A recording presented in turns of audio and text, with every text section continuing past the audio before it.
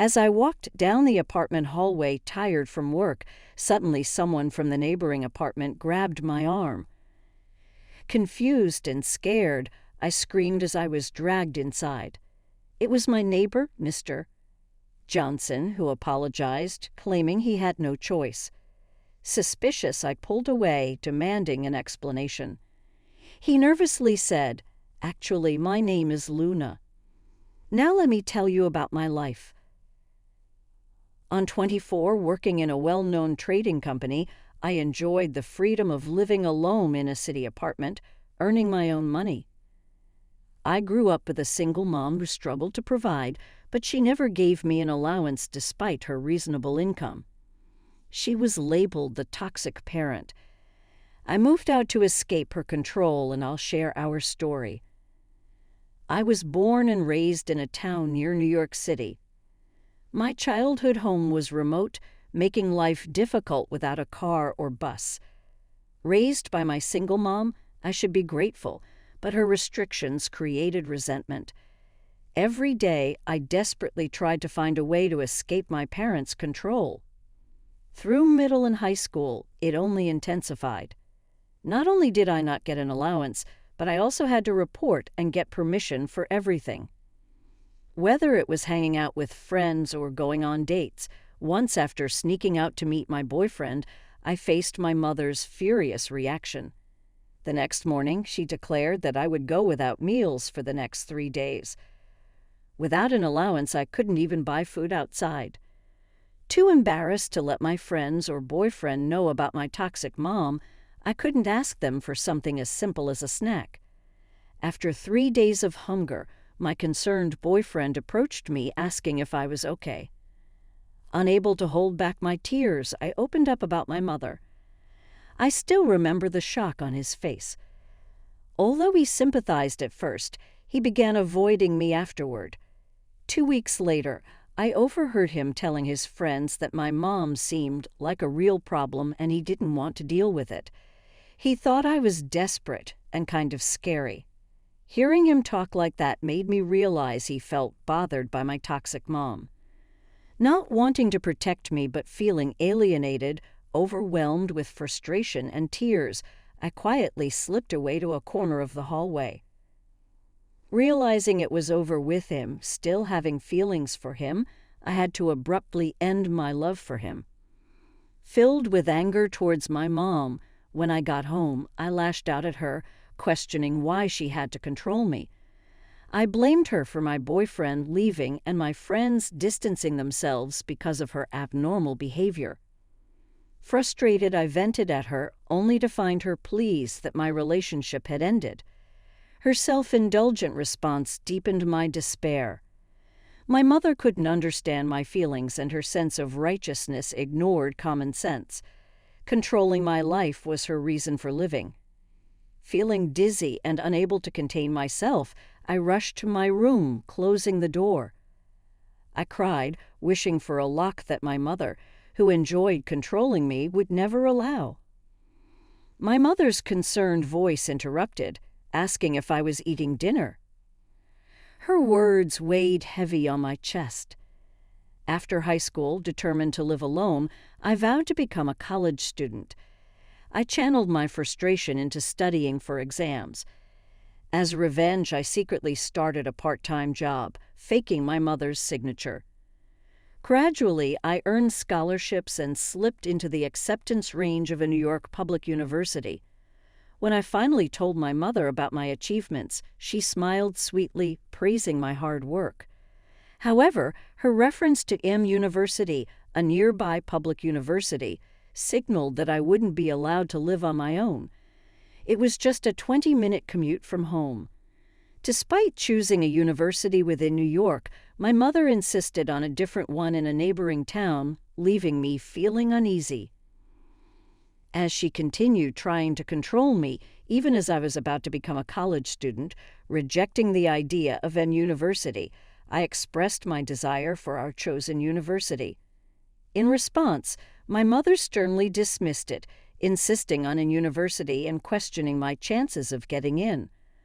Frustrated and unable to hold back tears, I turned away from my mother and rushed to my room.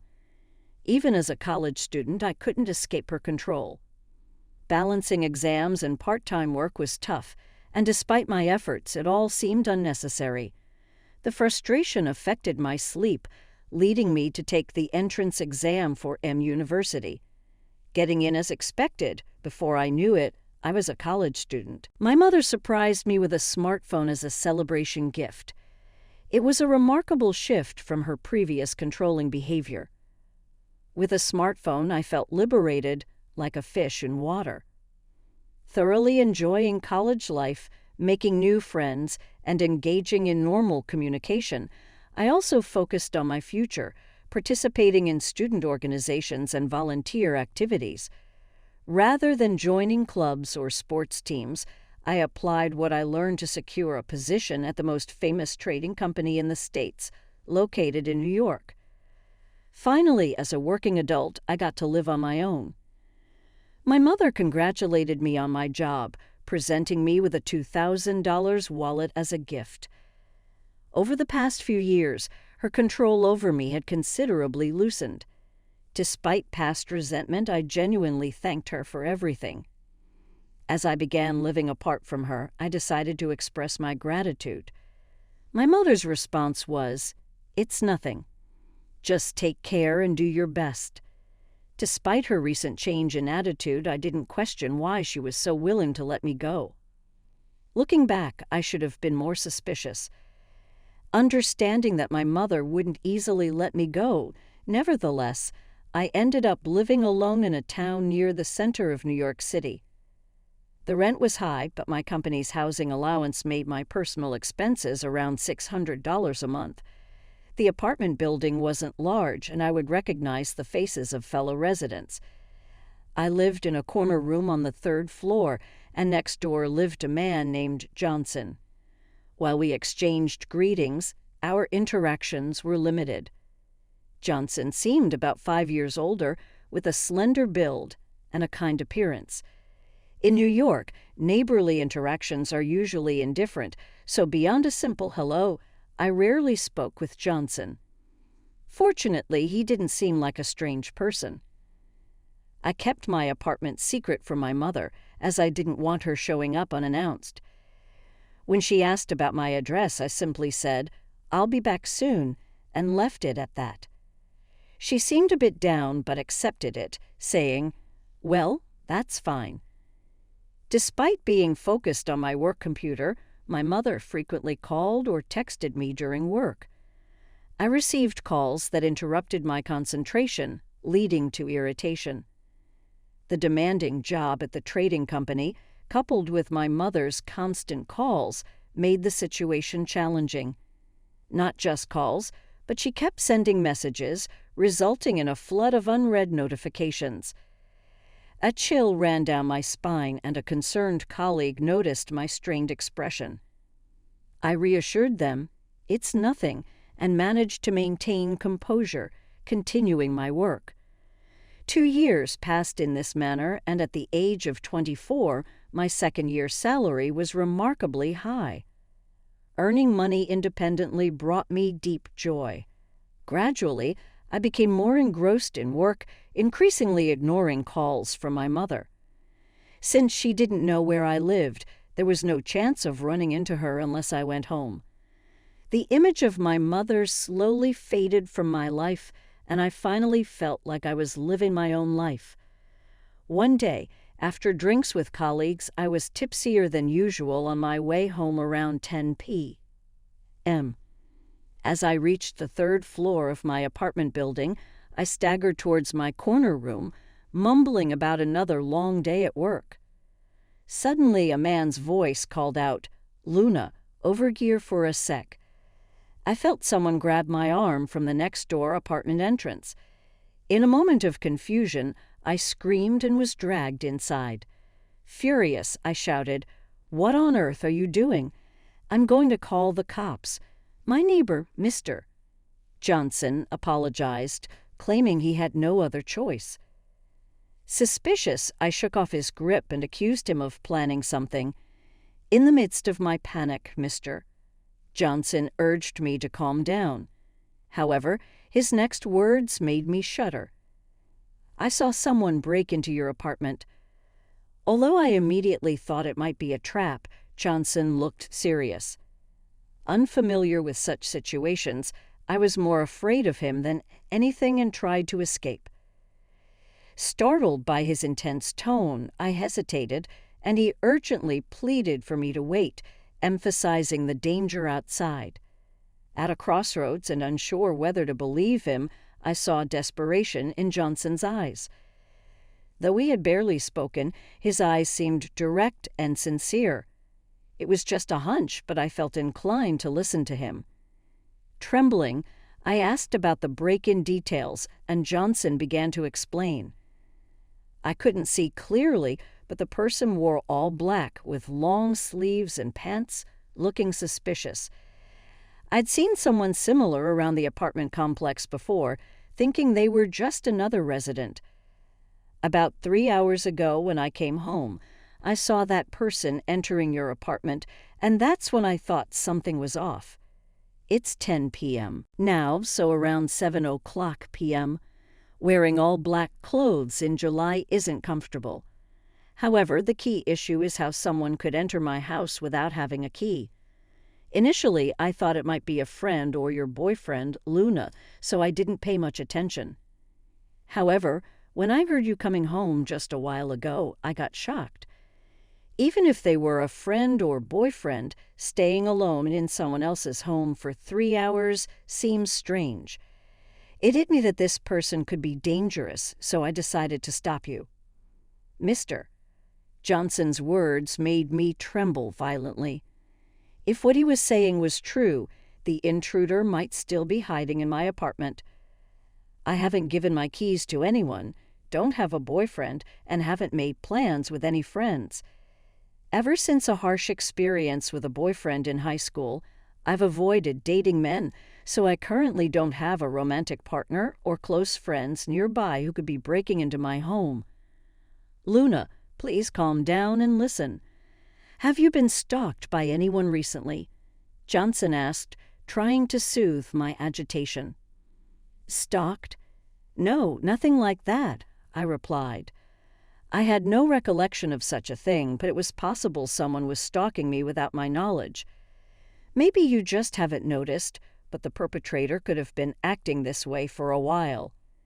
Is there anyone, perhaps a romantic partner, with whom you had a falling out or argument? When Mr. Johnson asked me that, I thought about the men around me. Since a high school incident, I've been afraid to get involved with men, and I hadn't had any such relationships with my work colleagues. No, there's no one. I've been avoiding such things all this time, I replied. I couldn't think of anyone who might be the intruder. It seemed the only option left was to contact the police, but having never called 911 in my life, I hesitated to make the report. After all, the claim of an intruder in my house was solely based on Johnson's word. Should I really trust what this man is saying? I stared at my phone's call button, unable to press it, and impatiently Johnson said he called the police. Just then, the doorbell rang, startling me, and I accidentally dropped my phone. Wondering who it could be at this time, I peeked through the peephole of Johnson's apartment door. Seeing the person in black clothes outside left me speechless. Mr. Johnson's voice was trembling too. He must be scared as well. Trying to steady my shaking body, I answered, "It's my mother," to Mr. Johnson's apartment door. My response might have seemed anticlimactic. However, the fact that my mother was standing in front of Johnson's door next to my apartment brought an unbelievable amount of fear. "What's going on?" Mr.